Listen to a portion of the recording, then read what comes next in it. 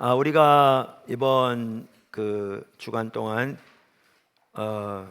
제 책 선교적 교회 1권 구속의 포괄적 성격을 살펴보고 있는데, 오늘은 2장 예수님의 주되심 살펴볼 차례입니다. 그러니까 어제 우리가 어떤 논의를 시작할 때 복음으로부터 시작하는 게 매우 중요하다라는 부분들을 말씀드렸고, 그러면서 예수님의 부활의 역사성을 이렇게 살펴보았습니다. 그런데 우리가 우리의 소명을 올바로 이해하는 데 있어서도 그렇고, 우리가 살고 전하는 복음을 올바로 이해하는 데 있어서도 그렇고, 또 예수님의 부활에 대한 강력한 역사적인 증거로서도 그렇고, 매우 중요한 한 가지는 초대교회가 전한 복음을 살펴보는 것입니다.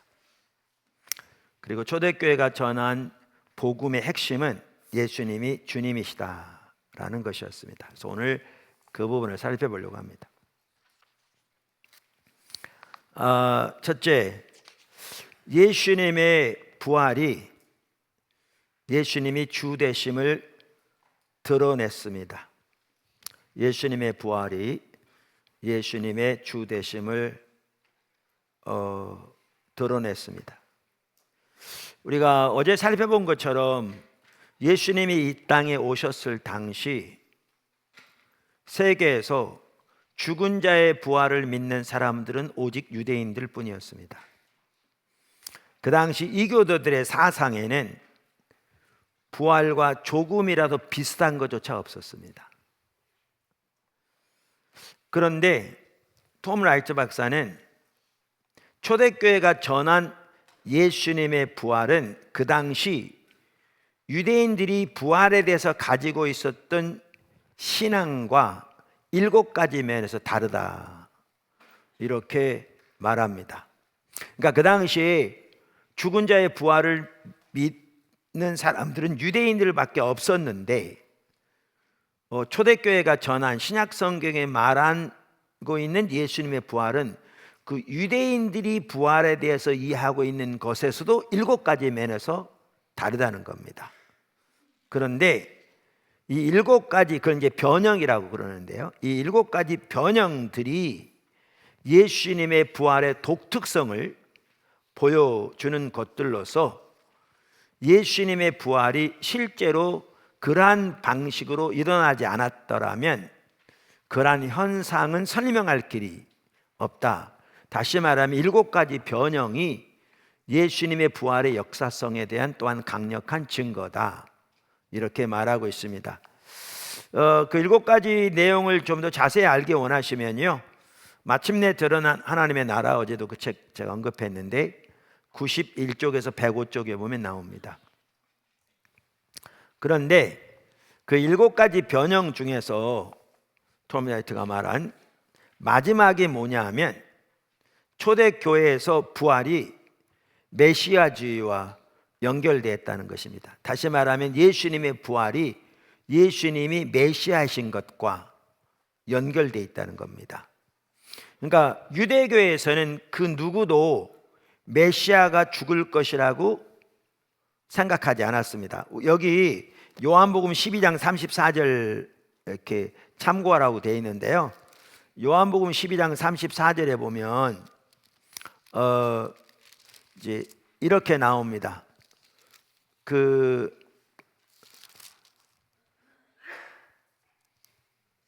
예수님이 이제 예루살렘에 입성하시는 이제 그 상황이신데, 가셔서 이제 예수님이 돌아가실 것을 말씀하시거든요. 그러면서 예수님이 들리면 모든 사람을 예수님께 이끌겠다, 34절에 이렇게 말씀하세요. 그러면서 33절에 보면 이렇게 말씀하시면 자기가 어떠한 죽음으로 죽을 것을 보이셨음이라. 그랬더니 34절에 뭐라고 그러냐면, 이에 무리가 대답하되 우리는 율법에서 그리스도가 영원히 계신다 함을 들었거늘 너는 어찌하여 인자가 들려야 하리라 하느냐. 그러니까 이걸 보면 그 당시 유대인들은 메시아가 마지막 때 올 것을 믿었기 때문에 메시아가 죽을 것이라고 전혀 예상하지 않았죠. 그러니까 메시아가 죽을 것이라고 전혀 예상하지 않았으니까 부활할 것은 더욱더 예상하지 않았고요. 그리고 유대인들이 부활을 믿었지만 어제 살펴본 것처럼 역사 중간에, 그러니까 마지막 때에 모든 하나님의 백성이 부활할 것을 믿었지만 역사 중간에 한 사람이 부활할 것에 대한 이해는 전혀 없었다. 그러니까 예수님의 제자들만 하더라도 당연히 예수님이 메시아라고 믿고 따랐는데, 예수님이 예루살렘에 올라가시면서 자기가 죽으실 것과, 여기도 보면 어떠한 종류의 죽음을 당하실 것을 말씀하셨다고 그랬잖아요. 그리고 다시 살아나실 것을 제자들에게 말씀하셨을 때 성경에 보면 그들이 그 말을 전혀 이해하지 못했다고 그랬거든요. 근데 그러한 역사적인 배경에서 살펴보면 그 당시 제자들이 예수님의 이 말씀을 전혀 이해하지 못했던 게 당연한 것임을 볼 수 있습니다. 따라서 자연스럽게 누구도 메시아가 죽은 자 가운데서 부활할 것이라고 생각하지 않았습니다. 그런데 이처럼 이런 배경에서 신약 성경은 예수님의 부활로 인해서 예수님이 메시아인 것이 증거되었다, 강력하게 이렇게 표현하고 있거든요. 그러니까 그 당시 유대인들이 가지고 있던 부활에 대한 이해에서 놀라운 변형뿐만 아니라 메시아 신앙 자체에 대해서도 변형이 일어나고 있는 거죠. 그러니까 말씀드린 대로 이러한 내용들은 예수님이 실제로 그렇게 부활하지 않았다면 설명할 수 없는 길이다, 그 말이죠. 왜냐하면 예수님이 그렇게 부활하지 않았는데 제자들이 그렇게 외쳤다면 그 당시 사람들은 아무도 그렇게 생각지도 않고 있었는데 그렇게 주장할 때 되게 어리석은 말에, 그리고 사람들은 코웃음 치고 비웃었을 것이기 때문에, 그렇기 때문에 이러한 일들이 예수님의 부활에 대한 또 하나의 강력한 역사적인 증거다, 이렇게 말하고 있는 것이죠. 뿐만 아니라 그 당시 메시아 사상에 대해 조금이라도 이해하고 있던 유대인이라면 나사렛 예수가 십자가에서 처형을 당한 이후에도 여전히 하나님의 기름 부음 받은 자, 즉 메시아라고 도저히 생각할 수 없었을 것입니다. 그것은 유대인들로서는 상상할 수 없는 일이었습니다. 왜냐하면 아까도 말씀드린 대로 메시아가 죽었을 뿐 아니라 그것도 나약하게 로마인들의 손에 잡혀 십자가에서 처참하게 죽임을 당했기 때문입니다. 그러니까 그 당시 유대인들이 기다리고 있던 메시아는, 그러니까 구약에서 보면 메시아에 대한 그 예언이 몇 가지가 나오죠. 그러니까 그 제사장으로 오실 메시아, 선지자로 오실 메시아, 그 다음에 종으로 오실 메시아, 무엇보다 왕으로 오실 메시아. 그러니까 사실은 구약은 이렇게 메시아에 대해서 예언하고 있는데 이 네 개가 서로 조화가 되지 않거든요. 그러니까 어떻게 왕이 종이 되겠어요? 그러니까 예를 들면 우리나라 조선시대에 동일한 인물이 국가의 왕일 뿐만 아니라 노예다, 상상할 수 없는 일이죠. 유대인들에게는 이게 더 크게 와닿겠죠. 그런데 예수님이 오시고 보니까 이 모든 예언이 다 예수님 안에서 성취된 걸 볼 수 있거든요. 그런데 이제 그 당시 특별히 기다리고 있던 메시아는 왕으로 오실 메시아로서 오셔서 로마의 압제에서 하나님의 강력한 능력으로 이스라엘 백성을 해방시키고 그 원수를 멸하고 율법이 다스리는 나라를 세우는 것을 기대하고 있었거든요. 그러니까 오병이어의 기적을 베푸셨을 때 메시아가 오신들 이보다 더 놀라운 일을 행하겠느냐고 그 당 사람들이 말하면서 예수님을 왕삼으로 했다고 그랬잖아요. 거기에 보시면. 근데 이런 상황에서 로마 사람들의 손에 잡혀서, 그것도 가장 극심한 죄를 지은 사람들이 당하는 형벌인 십자가에 달려서 죽임을 당한 나사렛의 예수가 메시아이다. 이건 유대인들의 생각에는 상상할 수 없는 일이었습니다. 생각할 수도 없는 일이었죠. 거기다가 제가 우리의 위대한 구원책에서도 다뤘습니다마는 예레미야 신명기 21장 23절 등에 보아도 알 수 있는데, 유대인들은 하나님의 말씀에 기초해서 나무에 달려 죽은 사람은 하나님의 저주를 받은 사람이라고 인식하고 있었습니다. 실제로 갈라디아 3장 13절에 보면 구약의 그러한 하나님의 말씀을 토대로 예수님이 십자가에서 달려 돌아가심으로 성경에 예언된 대로 하나님의 저주를 받았다, 이렇게 말하고 있습니다. 그런데 저주를 받되 우리의 저주를 대신 받으셨다. 근데 이것은 예수님의 부활 이후에 깨달은 겁니다. 근데 아까도 말씀드린 대로 이렇게 유대인들은 하나님의 말씀에 기초해서 나무에 달려 죽은 자는 하나님의 저주를 받은 자라는 인식이 분명히 있는데, 메시아가, 그것도 나사렛 메시아 예수가 메시아로서 로마인들의 손에 죽을 뿐만 아니라 그것도 나무에 달려 하나님의 저주를 받은 바 되어 죽었다. 그런데 그가 여전히 메시아다. 이거는 유대인들에게 상상할 수 없는 일이었습니다. 그 자체가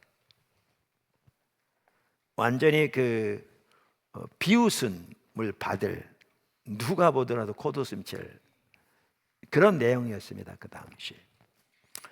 그런데 초대교회는 매우 일찍부터 바로 예수님의 부활 때문에 예수님이 참된 메시아라고 단언했습니다.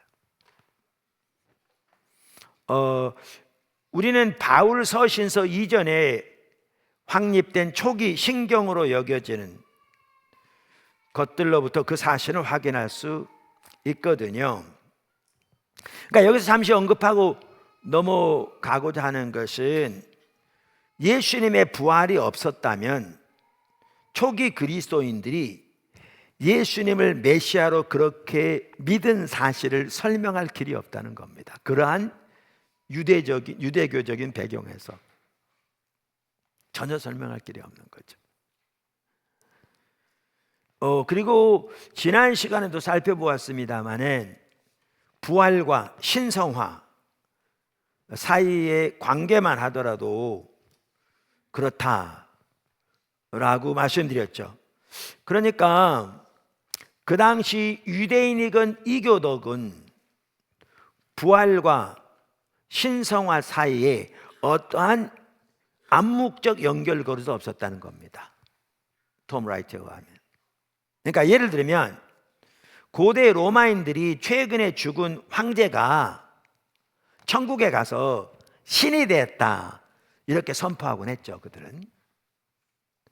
그런데 그렇게 선언을 할 때에도 그 황제가 부활했다, 이렇게 말하는 건 전혀 아니었다는 겁니다. 그렇게 말하는 것은 모든 사람들에게 비웃음을 살 만큼 아무도 믿지 않은 어리석은 일이었다는 겁니다. 그래서 이와 같이 신성화와 부활 사이에는 유대교에서건 이교도에서건 어떠한 연결고리도 없었는데, 그러한 일들은 생각조차 하지 않는 일이었는데 초대교회는 매우 이른 시기부터, 심지어 바울 서신서가 쓰여지기 전 훨씬 이전부터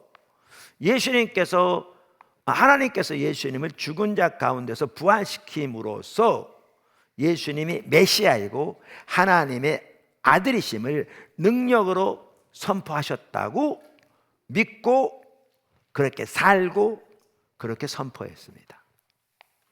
그러니까 말씀대로 이러한 하나하나가 예수님의 부활에 대한 매우 강력한 역사적인 증거이기도 하죠.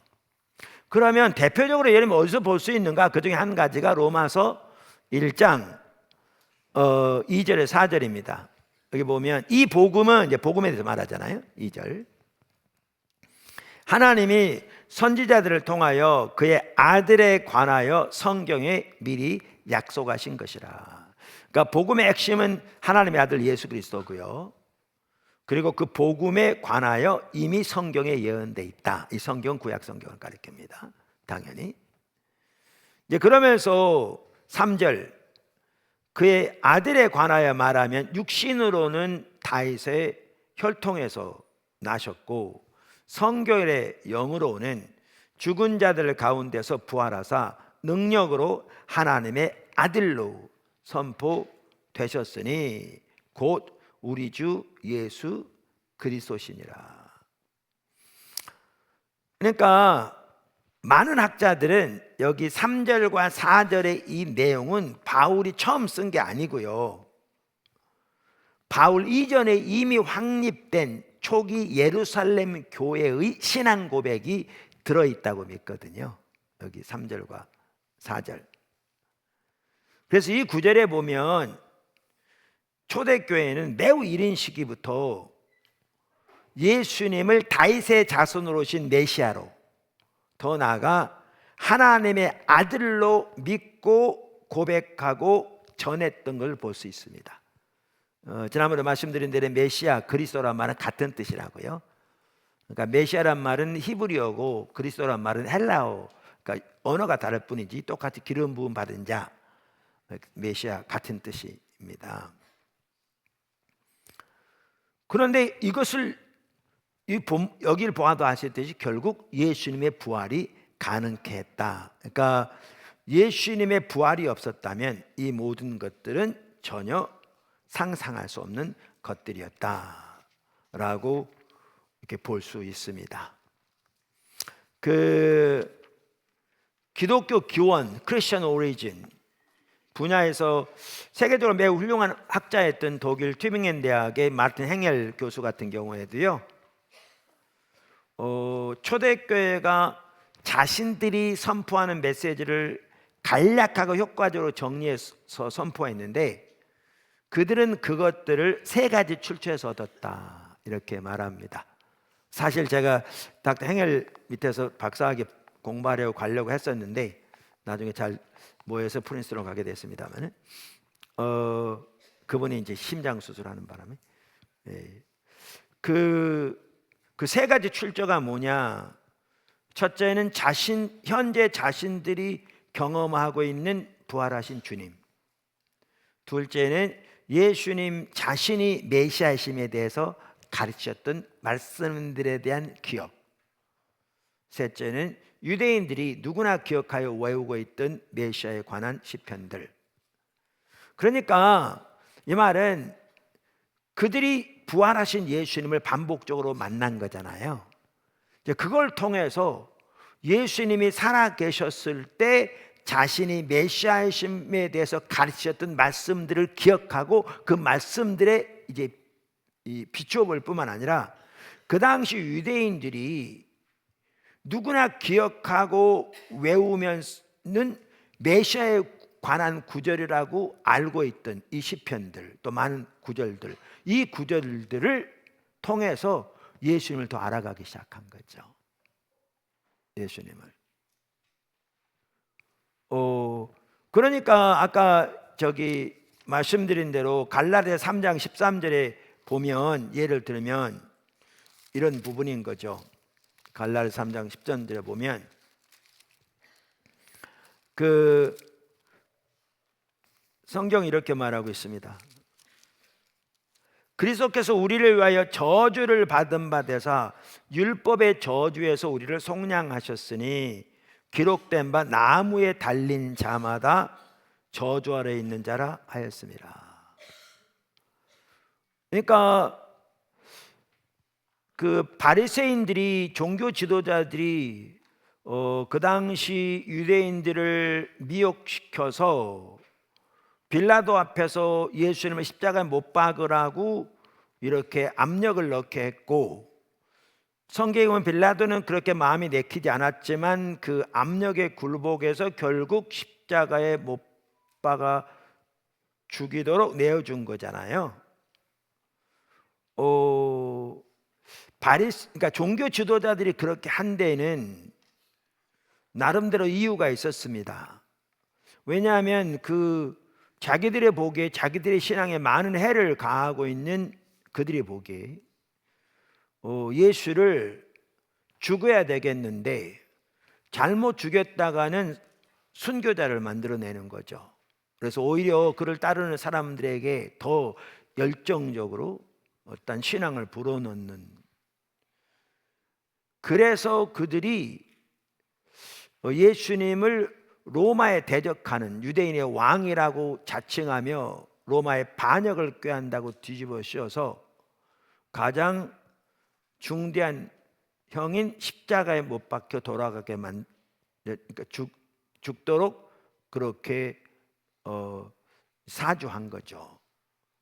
근데 왜 그렇게 했냐 하면, 그러면 예수님을 죽일 수 있을 뿐만 아니라 그 당시 유대인들의 이해로는 하나님의 말씀에 기초해서 나무에 달려 죽는 것은 하나님의 저주를 받은 것이라는 이해를 가지고 있었기 때문에 예수가 메시아가 전혀 아니고 그는 하나님의 저주를 받아 맥없이 죽은 가짜 메시아에 불과했다 라고 그렇게 말하기 위해서요. 그리고 그를 통한 기적들은 그전부터 그 종교 지도자들이 말해온 것처럼 그건 바알세불, 즉 귀신의 왕인 사탄의 능력으로 그렇게 한 거다. 그는 결국 이단의 괴수였다, 이렇게 내몬 거죠. 그래서 사실 예수님이 십자가 못 박혀 돌아가셨을 때 제자들은 낙심하고 다 흩어졌거든요. 왜냐하면 그런 상황이었으니까요. 그런데 그런 제자들을 불러 모신 게, 제자들이 갑자기 우리 돌아가신 선생님의 그 유지를 받들어 뭉치자 해서 모인 게 아니고 부활하신 예수님이 그들을 찾아가셨죠. 의심하고 인정하지 않는 그들에게 반복적으로 나타내 보시면서 그들에게 예수님이 부활하신 것을 확신시켜 주시고, 그러면서 아까도 말한 대로 부활하신 예수님을 만난 그 경험, 그러면서 이제 거기서부터 뒤로 돌아보기 시작하면서 예수님이 가르치셨던 말씀들을 기억한 것, 그리고 그러한 구약 성경의 그 예수님의 가르침을 이렇게 비춰 보면서 예수님을 더 이해하기 시작하게 된 거죠. 그러니까 한 예를 들면 아까 이 구절처럼 결국 예수님이 나무에 달려 돌아가신 것은 저주를 받으신 게 맞았다는 거죠, 성경대로. 여기 보니까. 근데 저주를 받은 것은 우리를 위하여 저주를 받으사 우리를 율법의 저주에서 속량하셨다. 그러면서 여기 갈라디아 3장 1절부터 보시면, 어리석도다 갈라디아 사람들아, 예수 그리스도께서 십자가에 못 박히신 것이 너희 눈앞에 밝히 보이거늘 내가 너희에게 다만 이것을 알려 하노니 너희가 성령을 받은 것이 율법의 행위로냐 듣고 믿음으로냐. 5절에 보면 너희에게 성령을 주시고 너희 가운데서 능력을 행하시는 이의 일이 율법의 행위에서냐 듣고 믿음에서냐. 그러니까 예수님이 부활하시고 제자들에게 반복적으로 나타나시고 그들에게 예루살렘을 떠나지 말고 하나님이 약속하신 것을 기다리라고 말씀하셨고, 성찬하신 후에 그들이 예루살렘에 와서 기다리는 중에 오순절에 성령이 강력하게 임하신 거잖아요. 이제 그랬는데 그들이 이렇게 예수님의 부활을 통해서 반추해 보면서 돌이켜 보면서 지금 이 사건만 하더라도 결국 예수님이 나무에 달려 돌아가신 것은 저주를 받으신 거고, 저주를 받음으로 우리를 율법의 저주 속량하셨고, 그래서 예수님이 우리를 율법의 저주 속량하심으로 그 결과로 하나님이 성령을 우리에게 보내셨으며, 그 성령이 우리에게 임한 것은 예수님의 십자가의 공로 때문이고 우리가 믿음으로 받는 것임을 그들이 깨닫게 된 거죠. 그들이 깨닫게 된 거죠. 자, 이와 같이 초대교회는 매우 이른 시기부터 예수님의 부활로 인해서 예수님이 주 되심을 하나님이 강력하게 드러내셨다고, 그렇게 믿고 살고 선포했습니다. 그러니까 이것이 예수님의 부활에 대한 강력한 또 하나의 증거죠. 그거를 이제 아까 말한 대로 톰 라이트 박사는 유대인들이 가지고 있던 부활에 대한 신앙에서 일어난 7가지 변형 중에 하나라 이렇게 표현합니다. 그리고 그 변형들이 예수님의 부활의 역사적인 매우 강력한 증거들이다 이렇게 말하고 있습니다. 두 번째, 초대교회가 전한 복음의 핵심은 예수님이 주시라는 거였습니다. 예수님이 주시라는 거였습니다. 그러니까 아까 그 로마서 1장 3절과 4절을 보아도 거기 나오잖아요. 그러면서 복음에 대해 말한다고 하면서 이렇게 성결의 영으로는 죽은 자들 가운데서 부활하사 능력으로 하나님의 아들로 선포되셨으니 곧 우리 주 예수 그리스도시라. 그래서 초대교회가 전한 복음의 핵심은 예수님이 주님이시다라는 거였습니다. 또 하나 대표적인 구절이 빌립보서 2장입니다. 빌립보서 2장 거기 5절에 보면 우리가 잘 아는 구절이죠. 너희 안에 이 마음을 품으라. 곧 그리스도 예수의 마음이니, 메시아 예수의 마음이니, 그는 근본 하나님의 본체시나 하나님과 동등됨을 취할 것으로 여기지 아니하시고 오히려 자기를 비워 종의 형체를 가지사 사람들과 같이 되셨고 사람의 모양으로 나타나사 자기를 낮추시고 죽기까지 복종하셨으니 곧 십자가에 죽으심이라. 이러므로 하나님이 그를 지극히 높여 모든 이름에 뛰어난 이름을 주사 하늘에 있는 자들과 땅에 있는 자들과 땅 아래에 있는 자들로 모든 무릎을 예수의 이름에 꿇게 하시고 모든 입으로, 여기 보십시오, 예수 그리스도를 주라 시인하여 하나님 아버지께 영광을 돌리게 하셨느니라. 그러니까 이 구절을 보아도 초대교회가 전한 복음의 핵심은 예수님이 주 혹은 주님이시다라는 거였습니다. 그런데 이 구절도요, 아까 로마서 1장 3절과 4절처럼 사도 바울 이전에 이미 확립된 초대교회의 신앙 고백이 이 구절에 들어 있습니다. 그래서 사도 바울이 지금 그 고백을 인용하고 있거나 그것을 토대로 기록하고 있다 이렇게 이해합니다. 그래서 이 신앙 고백을 여기 7절에 보면 비어 그랬잖아요, 자기를. 그러니까 이 비우다는 단어가 헬라어로 케노라고 그러는데 그 명사형을 따서 이 시를 케노시스 시라고 부릅니다. 그러니까 비움의 시라 그렇게 학자들이 일반적으로 부릅니다. 그래서 뛰어난 성서학자인데요, 우리나라 이승현 박사도 그의 최근에 나온 책입니다. 몇 년 전에 저 책이죠. 바울의 아담 기독론과 새 관점. 제가 전화해 봤더니 그분 잘 알거든요. 자기가 하버드에서 PhD를 받았는데 그때 공부할 때부터 이 부분에 대해서 계속 연구했었는데 이번에 그걸 종합적으로 정리해 책으로 내게 되었다 저한테 그러더라고요.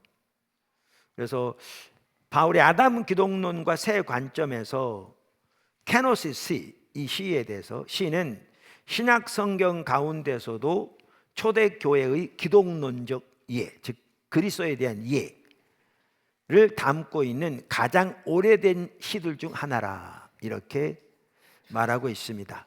그러니까 빌립보서는 대략 서기 50년대 중후반에 쓰여졌다고 학자들이 말하거든요. 그런데 케노시스 시는 서기 30년에서 40년 사이에 이미 확립되었다고 학자들이 믿습니다. 이 말은 무슨 말인지 아세요? 예수님이 그 사역하신 게 대략 30년대 초반이거든요. 그러면 이 시가 예수님에 관한, 즉 기독론에 대해서 가장 이른 초대교회의 신앙 고백 중 하나인데, 많은 학자들은 이 시가 뭐죠? 이미 그 30년에서 40년 확립됐다. 이 말은 예수님이 돌아가시고 부활하신 지 불과 몇 년 내에 확립된 겁니다. 아주 이런 시기에. 제임스 던, 귀한 학자죠. 이분은 그렇게 얘기합니다. 예수님이 죽으신 후 20년 이내에 그리스도가, 즉 메시아가 예수라는 이름에 결부되었고, 예수 그리스도로 붙여 사용되면서 어느 정도 개인적인 이름으로 가능했음은 어느 신약 성서 학도에게도 친숙한 사실이다. 그러니까 이 말이 무슨 말이냐면, 예수님이 돌아가시고 부활하신 지 매우 짧은 기간 내에 그리스도, 메시아란 말이 예수님의 이름으로 불릴 만큼 예수 그리스도로 이렇게 확립된 걸 보면 아주 이른 초기부터 예수가 메시아라고 초대교회는 외치기 시작했다, 그 얘기죠.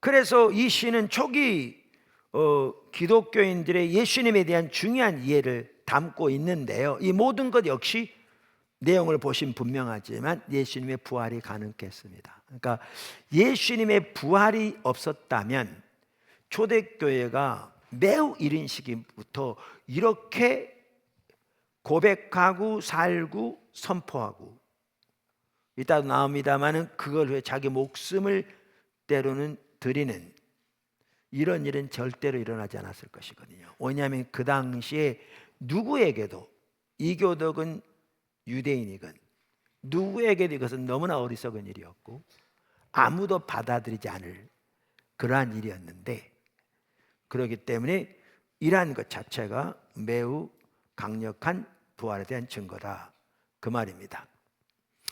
그래서 이 구절에도 역시 볼 수 있듯이 초대교회는 매우 이른 시기부터 예수님이 주님이시다 라고 전한 것이 복음의 핵심이었던 걸 볼 수 있습니다.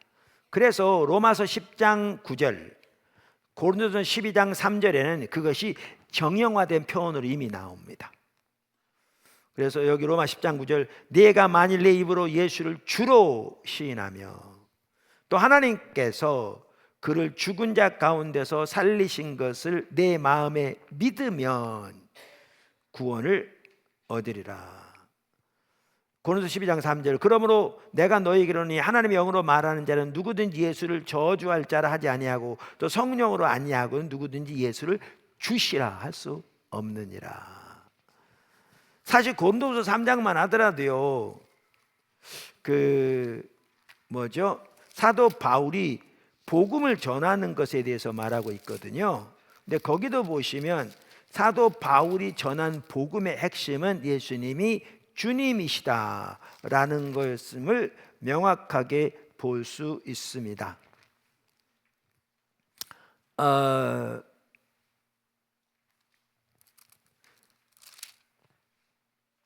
4장 여기 보시면 5절, 우리는 우리를 전파하는 것이 아니라 오직 그리스도 예수의 주 되신 것과 예수를 위하여 우리가 너희의 종된 것을 전파함이라. 그러니까 이게 참 우리 말에 이게 번역이 좀 그래요. 바울이 전한 복음의 내용이 예수님이 주 되신다는 것과 자기들은 종된다는 것을 전파한다는 것처럼 보이는데 이건 번역이 되게 잘못된 거고요. 명확하지 않은 거고요. 여기 이제 ESV인가요? 이렇게 말하고 있어요. 그러니까 우리가 전파하는 것은 우리 자신이 아니다. 그러면서 but Jesus Christ as Lord, 우리는 예수 그리스도를 전하는데 주로 전한다 이렇게 돼 있어요. But Jesus Christ as Lord. 그러면서 with ourselves as your servants, 우리는 너희의 종에 불과하고, 그런 뜻이죠. 우리는 너희의 종에 불과하고 우리는 우리를 전파하는 것이 아니라 예수 그리스도를 주로 전한다. 그러니까 사도 바울이 그리고 그 팀들이 전한 복음은 예수 그리스도였고요. 그 예수 그리스도를 주로 전했습니다. 이게 복음이었습니다. 그리고 자기들은 종에 불과하다. 이게 명확한데 우리 번역은 이게 좀 애매하게 돼 있죠. 사실 하나만 하더라도 오늘날 너무나 많은 경우에 예수님을 전하되 그저 구원자로만 전하는, 그래서 예수를 믿으면 구원 얻는, 죄 용서 받고 천국 가는, 그 말이 틀리지 않을지 모르지만 완전히 복음을 이렇게 반쪽만 전하는, 전혀 온전히 전하지 않는, 때로는 왜곡되게 전하는, 그게 오늘날 우리 현실인 걸 볼 수 있습니다. 여기 보시면. 그래서 이렇게 전체적으로 볼 때에 초대교회가 전한 복음은 예수님이 주님이시다 라는 것을 이렇게 분명하게 볼 수 있습니다. 구절들마다 명확하게 볼 수 있습니다.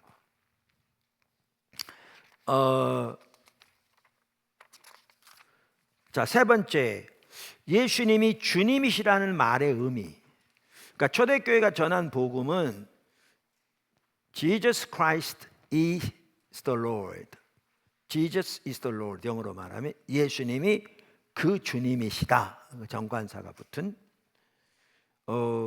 말인데 그 말의 의미가 뭐였냐는 거죠. 왜냐하면 우리가 복음을 올바로 이해하려면 초대교회가 전한 복음의 내용을 이해할 뿐만 아니라 그 말의 의미를 올바로 이해하는 게 매우 중요하거든요.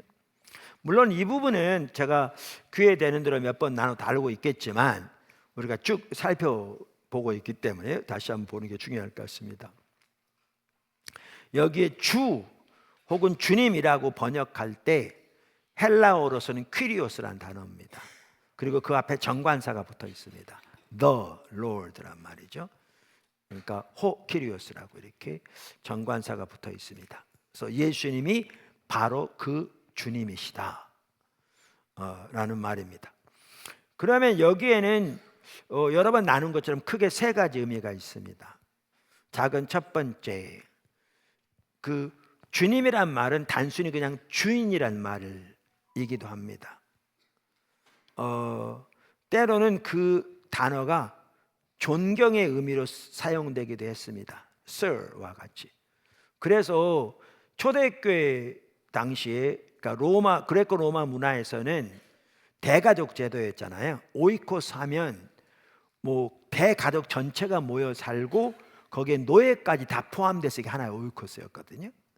그런데 여기에 가장은 그 오이코스의 주인이었습니다. 큐리오스였습니다. 가장은. 심지어 그 가족 이론에 그 재판권도 가장이 가지고 있었습니다. 그만큼 막강했어요. 그런데 이제 성경은 그러한 그 구조는 그대로 받아오되 성경적인 진리로 이 전체를 바꾸죠. 문화로 구속하죠. 그게 이제 골로새서, 에베소 등에 나오죠. 이건 이제 문화의 구속에 대해서 나중에 살펴볼 텐데, 자, 그래서 단순히 주인이라 이제 그런 의미도 있습니다. 혹은 sir와 같이 이렇게 존칭으로 쓰이는. 작은 두 번째, 온 세상에 적법한 주인이요 통치자라 의미가 있습니다. 온 세상에 적법한 주인이요 통치자라 뜻이 있습니다. 그러니까 우리는 예수님이 주님이시다라는 말을 그 당시 배경에서 이해해야 되잖아요. 그래야 올바로 이해할 수 있죠. 그런데 퀴리오스라는 단어는 그 당시 로마 제국에서 시저가 자신에게, 그리고 사람들이 시저에 대해서 사용한 단어입니다. 그 단어는. 그러니까 시저가 호퀴리오스였습니다. 그 시대에는. 그 말의 의미는 시저가 신 혹은 신들의 아들로서 온 세상의 적법한 주인이요 적법한 통치자라는 의미였습니다. 그래서 그 당 사람들은 공공장소에서 황제의 흉상 앞에 향을 피우면서 퀴리오스 카이사르, 시저는 주시다라고 선언하면서 충성을 바쳤습니다. 이승현 박사님이 이 부분을 잘 표현했더라고요. 아까 말한 그 책에서. 빌립보 교회가 속한 그리스 로마 제국은 황제 숭배 사상을 통하여 단일한 왕국을 유지하기 위한 종교 체계를 수립하였다. 그래서 여기에 보면 팍스 로마나라는 그 로마의 이야기가 있죠. 그 이야기로 그 나라 전체를, 그 제국을 통합하는 거죠. 로마의 황제 카이사르는 우주의 주인인 제우스의 아들로 간주되었고, 따라서 그는 신적인 능력과 자질을 소유한 세상의 주로 선포되었으며, 그가 전쟁을 끝내고 평화를 가져왔다는 소식은 그리스 로마 제국에 속한 모든 이들에게 참 복음으로 제시되었다. 그러나 빌립보서 2장 6절에서 11절의 케노시스 시는 로마 황제가 아니라 예수님이 우주의 참된 왕인 하나님의 아들로서 우주의 주권을 소유하고 있다고 주장한다. 따라서 세상의 모든 백성들은 로마 황제를 자신들의 주로 숭배하는 것이 아니라 높이 들리진, 그 말이죠, 예수를 자신들의 주로 숭배해야 한다. 이와 같은, 아까도 말씀드린 대로 그 문화적인 상황에서 초대교회는 시저가 아니라 예수님이 호퀴리오스라고 외치기 시작한 겁니다.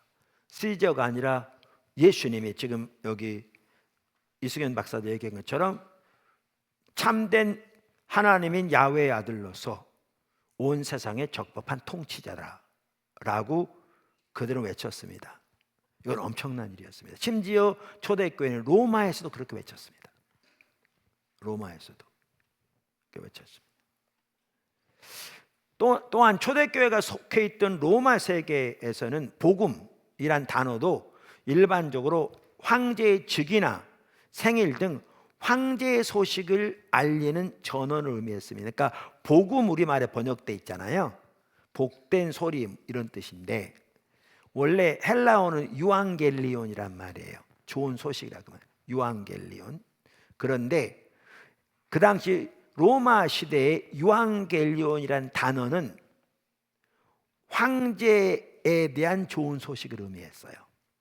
황제의 생일, 황제가 전쟁에서 승리하고 평화를 가져왔다는 소식 등등을 의미했어요. 아까 이승현 교수도 말한 것처럼. 그게 그 당시 로마 사람들이 이해하고 있던 복음이라는 단어의 의미였어요.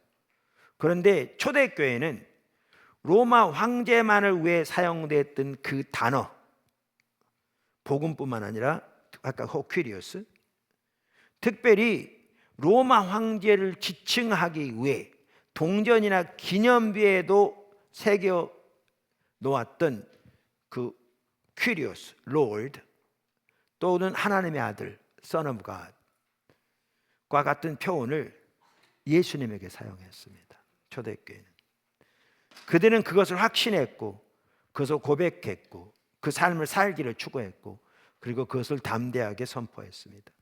그리고 그들 중 많은 사람들은 그 고백과 선포로 인하여 많은 핍박과 불이익을 당하고 심지어 목숨까지 빼앗겼습니다. 이 모든 것 역시 예수님의 부활이 가능했습니다. 예수님의 부활이 가능했습니다. 세 번째, 작은 세 번째입니다. 예수님이 주님이시다라는 말의 의미, 야훼의 본체. 마지막으로 예수님이 주님이시다라는 말은 예수님이 하나님, 즉 야훼의 본체시다라는 말입니다. 그러니까 우리가 70인역이라고 그러거든요. 영어로 셉추어진트라고 그러는데,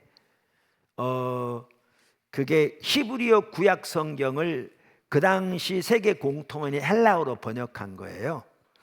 그러니까 서기전 3세기부터 2세기 사이에 애굽의 알렉산드리아에 사는 학자들 중심으로 72명의 학자들이 히브리어 구약 성경을 헬라어로 번역한 겁니다. 그러니까 지금 미국에 사는 우리 한국 2세들 중에 많은 아이들이 한국말을 잘 모르잖아요. 영어밖에 못하는 아이들이 많아요.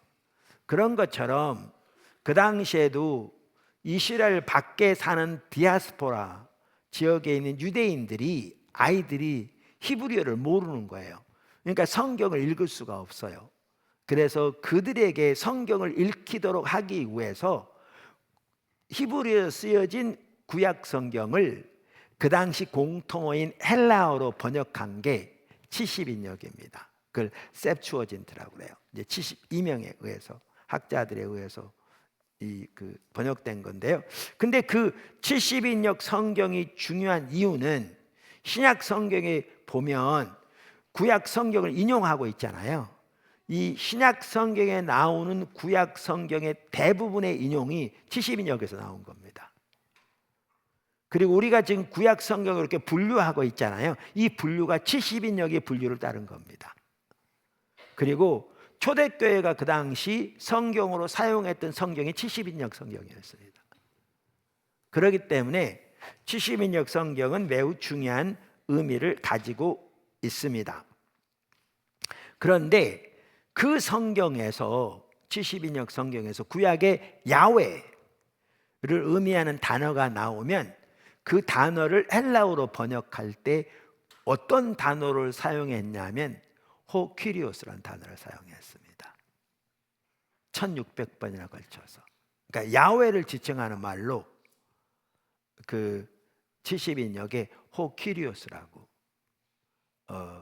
이렇게 붙인 거죠. 저기 번역한 겁니다.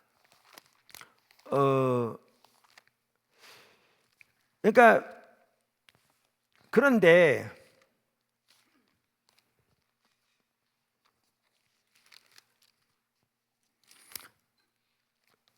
초대교회는, 그러니까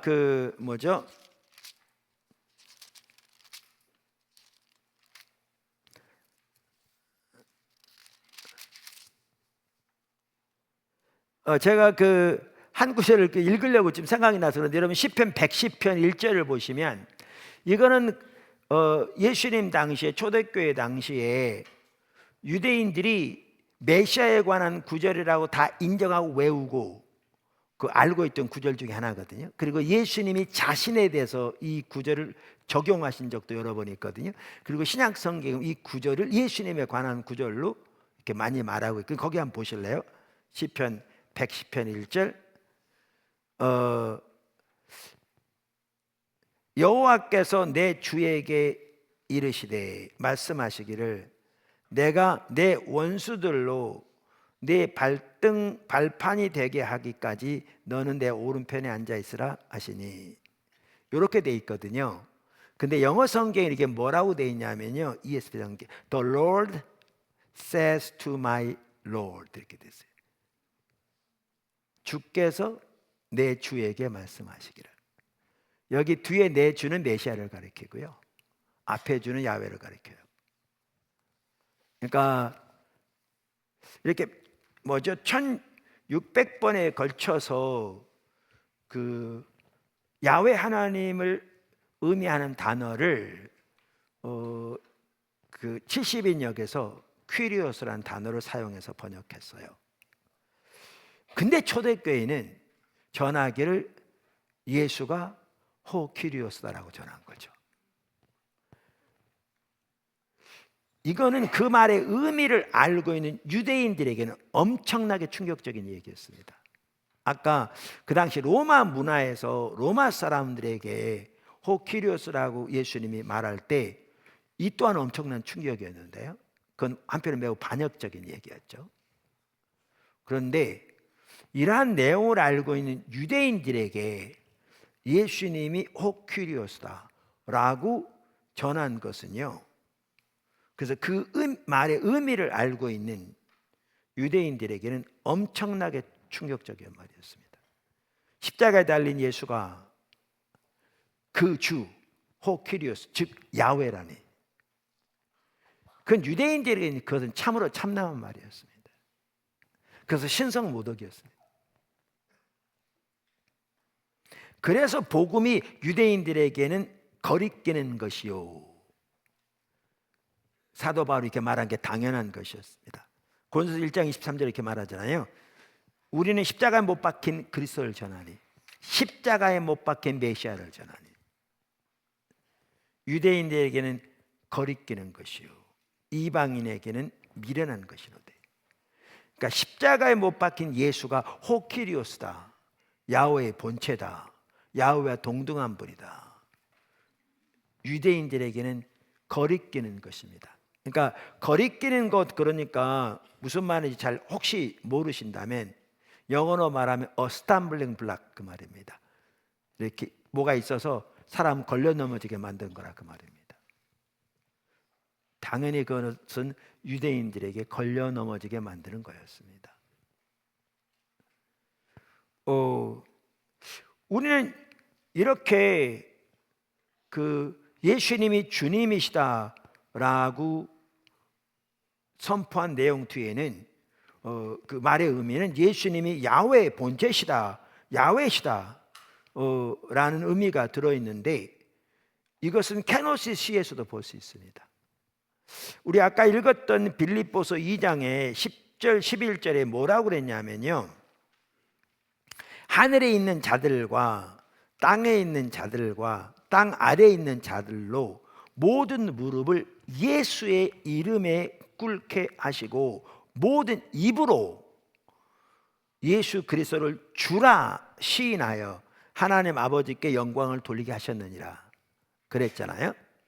자, 그런데 여러분들이 이러한 구절이 나오면요, 집에서 이렇게 읽거나 성경 공부할 때 그러한 성경 구절들을 그냥 여기 보고 지나갈 게 아니라 찾아보시는 게 참 중요합니다.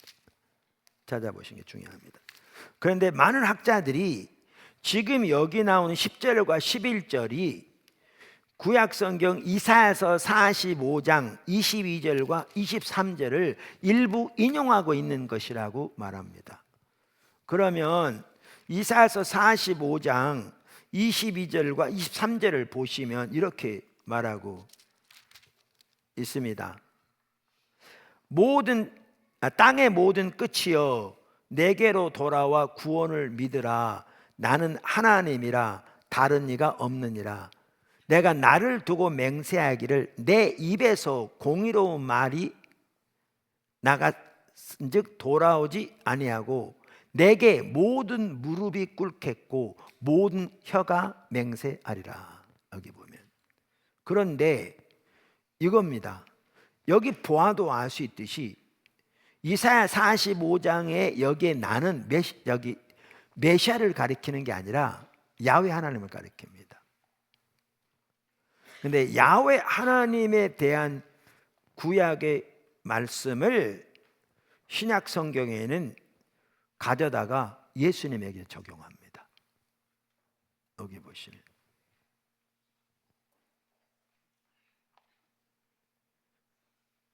그래서 이사야 45장은 야훼 하나님이신 야훼의 유일성과 그분의 유일무이한 구원의 능력을 강조하는 구절인데, 초대교회는 매우 이른 시기부터 그 구절을 예수님에게 적용한 것을 볼 수 있습니다. 엄청난 내용입니다. 사실 이 하나하나가 예수님의 부활이 없었다면 전혀 가능할 수 있었던 내용이 아닙니다. 전혀. 전체적으로 보시면. 그래서 이승현 박사도 말합니다. 예수가 구약에서 오직 하나님께만 속했던 권리, 곧 만물의 경배의 대상이 되어 하나님만이 소유했던 우주적인 주권을 공유하게 되었음을 알려준다, 이렇게 말합니다. 복음이란 단어도 그렇습니다. 아까 로마 시대의 복음은 황제에 관한 좋은 소식이었다, 이렇게 말씀드렸습니다. 근데 유대인들에게 복음은 하나님에 관한 소식이었습니다. 하나님에 관한 소식이었습니다. 그래서 장차 오실 메시아에 관한 것이 아니라 하나님 자신에 관한 것이었습니다. 이사야 40장에서 52장 사이에 보면 하나님의 유일성 매우 강조하고 있는데요. 하나님 외에 아무런 다른 신도 존재하지 않는. 그러면서 그 구절에 나오는 좋은 소식은 하나님에 관한 소식이었습니다. 하나님이 친히 다시 오실 것이며 모든 민족이 그분의 영광을 볼 것이라는 것이었습니다. 그래서 유대인에게 이 좋은 소식은 인간 황제에 관한 것이 아니라 진정한 왕이신, 그리고 모든 창조 세계의 창조주이신 하나님의 귀환에 관한 것이었습니다. 그런데 초대교회는 이 복음을 예수님에게 적용했습니다.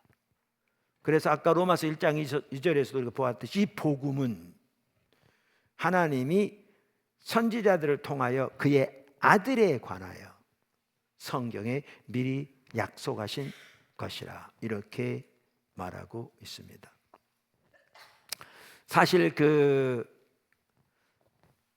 크리스토퍼 라이트 박사 같은 경우에는 뛰어난 선교학자이기도 하고, 이분이 로잔 신학위원장으로 10년 섬겼고, 사실 제 3차 케이프타운 대회 때 그 케이프타운 언약 매우 중요한 그 선언문인데요, 그거를 이렇게 쓴 핵심적인 역할을 했거든요. 왜냐하면 그 당시에 신학위원장이었거든요. 혼자 쓴 건 아니지만 중추적인 역할을 했는데, 그분의 책 제가 어제도 하나님의 선교, 하나님 백성의 선교 참 뛰어난 책이다. 사실 선교계의 교과서라고 할 만큼. 그래서 선교를 조금이라도 이해하기 원하는 분은 그 책을 안 본 분은 거의 많지 않을 만큼 그런 책인데, 그 크리스토퍼 라이트 책에 보면 마라나타에 대해서 얘기하거든요. 그러니까 신약 성경이 헬라어로 쓰여졌어요. 근데 하나님께서 우리에게 양자의 영을 주셔서 하나님을 아바, 아버지라 부르게 하셨다 그랬잖아요. 근데 이 아바라는 단어도 헬라어, 아람어입니다. 그러니까 우리 개정 한글에는 아빠라고 번역했더라고요. 그래서 내가 뭐 이런 게 다 있나 그랬던데, 그 아바라는 단어가 오히려 아빠라고 번역이 그러니까 그렇게 더 들려서 그렇게 썼다는 얘기인데, 혼동되기 쉬운 거죠. 그 우리말이 아니고요, 그 단어는 아람어예요. 그러니까 예수님과 제자들이 이 땅에 계셨을 때 사용했던 언어가 아람어거든요.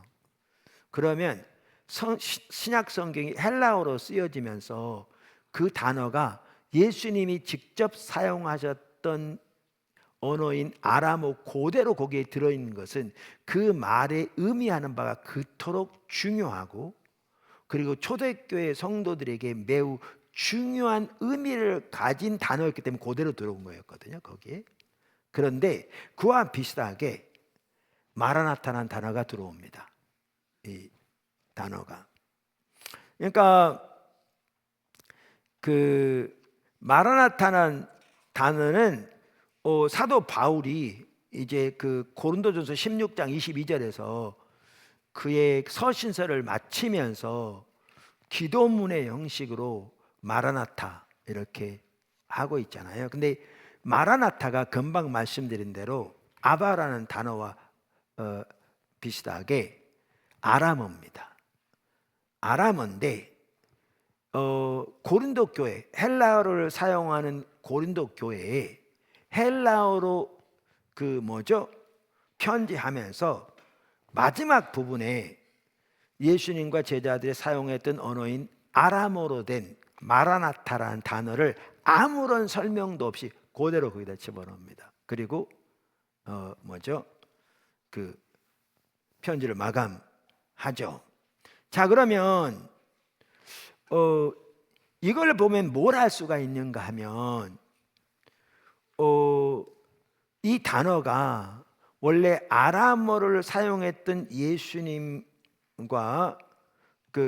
예수님의 제자들이 드리던 그 정착된 예배의 일부분이었는데, 그것이 헬라어를 사용하는 교회에도 전해져서 그들의 예배에서도 이것이 매우 귀하게 사용되고 있었던 걸 볼 수 있습니다. 아까 아바라는 단어와 마찬가지로. 그래서 이 말의 의미가 매우 중요하기에 사도 바울이, 그리고 헬라어를 사용하는 교회가 이미 그렇게 사용하고 있기에 아바처럼 설명 없이 이 단어를 여기다 사용하고 있는 것을 볼 수가 있습니다. 그러면 마라나타란 말은 무슨 말인가? 이게 퀴리오스란 단어와 비슷합니다. 제가 거기 크리스토퍼 라이트가 쓴 말을 인용했는데 한번 읽어보겠습니다. 바울은 친필로 쓰면서, 그리고 자기의 독자들이 그 말을 이해하고 그 말을 되풀이하기를 기대하면서 마라나타라고 소리친다. 바울이 말한 마라나타라는 아람어는 주라는 의미임이 분명하다. 그러니까 퀴리오스와 같은 말인 거죠. 퀴리오스는 헬라어고요, 마라나타는 그 아람어인 거죠. 바로 그 다음 구절에서는 주 예수 그리스도의 은혜에 대해 말하기 때문이다. 그리고 초기 기독교 공동체들이 사용한 아람어 표현은 예수님을 가리키는 것이 분명하다. 하지만 아람어를 사용하는 유대인들 사이에서 하나님, 즉 이스라엘의 하나님의 야훼를 가리키는 용어로 사용되기도 했다. 그 말은 또한 헬라어 키리오스와 마찬가지로 권위 있는 위치에 있는 사람에게 사용되기도 했다. 하지만 당시 아람어 문서들을 보면 그 용어가 하나님에 대해 사용된 경우가 대단히 많이 있다. 그래서 초기 아람어권 신자들은 마르 예수님에게, 왕 예수님에게 호소함으로 합법적으로 기도의 대상이 될 수 있는 단 한 분, 주 하나님에게 기도를 드린 것이었다. 그렇기 때문에 고린도서 16장 22절에 나오는 마라나타란 말의 기원은 예수님께 향한 옛 팔레스타인 기도 형식을 나타낸다. 그것은 그분의 권능과 영광으로 오시라는 탄원이다. 아멘 주여 주 예수여 오시옵소서. 그러니까 여기 마르란 단어는 유대인들이 하나님을 가리킬 때 썼던 왕이라는 아람어인데, 초대 팔레스타인 교회에서는 예수님에게 적용해서 주 예수께 영광으로 그리고 권능으로 다시 오시라는 탄원의 기도라, 그 말이죠. 마라나타. 그러니까 우리가 하는 말로 아멘 주 예수여 오시옵소서. 그러면서 최초의 신자들이 예수님을 그저 말한, 즉 그들의 랍비로만 생각했다면 그분을 기도의 대상으로 삼지는 않았을 것이다. 오히려 그것은 초기 아람어권 신자들이 이렇게 오실 분을 그들의 예배와 경배의 중심으로 여겼다는 것을 결정적으로 보여준다. 바울은 이 아람어 문구를 취하여 아무런 설명 없이 고린도 교회에 보내는 마무리 말에 포함시킨다. 그래서 예수님이 주님이시다는 말은 이 마라나타에서도 볼 수 있듯이 예수님이 야훼 하나님이시다 라는 말이 의미가 들어 있습니다. 우리는 초대 교회가 유대인 중심으로 시작됐다는 사실을 기억하셔야 합니다. 그 중에는 바리새인들도 있었고 제사장도 있었고 그들 출신. 그런데 초대 교회는 예루살렘에서부터 강력하게 확산되기 시작했는데 그때부터 예수님을 호큐리오스로 선포하기 시작했습니다. 대단히 강력한 역사죠. 예수님의 부활과 그 부활의 능력이, 그리고 성령으로 교회 안에서 교회를 통해서 역사하시는 하나님의 모든 일들이 이 모든 것을 가능하게 한 것이죠. 모든 것이 가능하게 한 것이죠. 그 다음에 온 우주의 주인. 이거 사실은 그 두 번째 의미가 뭐였냐면 예수님이 이 온 세상의 적법한 주인이고 통치자다, 그 의미잖아요. 그런데 더 나아가서 이 온 세상의 적법한 통치자일 뿐만 아니라 온 우주의 주인이라는 의미가 거기 들어 있습니다. 근데 제가 거기서 연결해서 쓰려다가 이게 너무 성경이 길어지면 여러분들이 전체 그림을 놓칠 수 있어서 제가 거기까지 이렇게 설명을 하고 이거를 제가 접붙여서 설명한 거거든요. 그래서 예수님이 온 세상의 주인이란 말에는 예수님이 이 세상뿐 아니라 온 우주의 주인이라는 의미가 거기에 들어 있습니다. 그러니까 그분의 통치는 모든 창조 세계를 포함합니다. 케노시 시에서도 그걸 잘 볼 수 있습니다. 아까 보셨잖아요. 하나님이 예수님을 지극히 높여 모든 이름에 뛰어난 이름을 주사 하늘에 있는 자들과 땅에 있는 자들과 땅 아래에 있는 자들로 모든 무릎을 예수 이름에 꿇게 하셨다, 이렇게 말하고 있잖아요. 근데 고린도전서 15장 부활장이죠. 동일한 것을 말합니다. 27절 28절. 바울 만물을 저의 발 아래 두셨다 하셨으니, 만물을 아래 둔다 말씀하실 때 만물을 저의 아래 두시니가 그 중에 들지 아니한 것이 분명하도다. 만물을 저에게 복종하게 하신 때에는 아들 자신도 그때에 만물을 자기에게 복종하게 하신 이에게 복종케 되리니 이는 하나님이 만유의 주로 만유 안에 계시게 하려 하심이니라.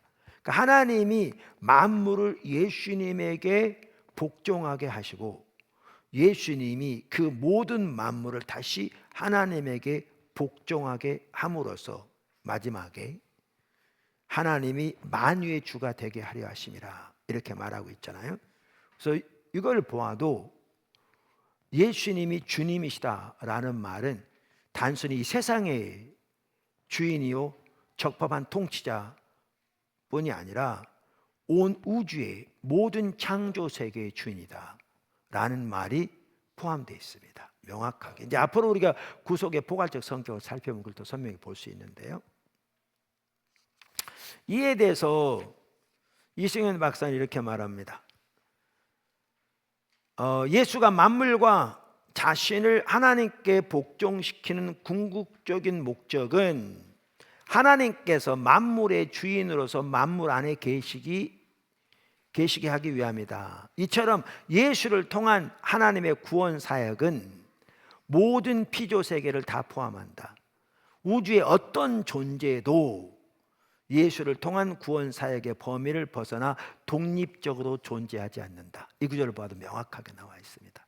아까 15장만 보아도 계속 말합니다. 그러므로 바울에게 예수의 부활은 단순히 육체의 부활의 확실성에 대한 부인할 수 없는 한 객관적인 증거를 넘어서서, 그러니까 예수님의 부활은 우리가 육체적으로 부활할 것을 확실히 증거하는 한 객관적인 증거는 분명한데 그거를 넘어서서 그 뜻입니다.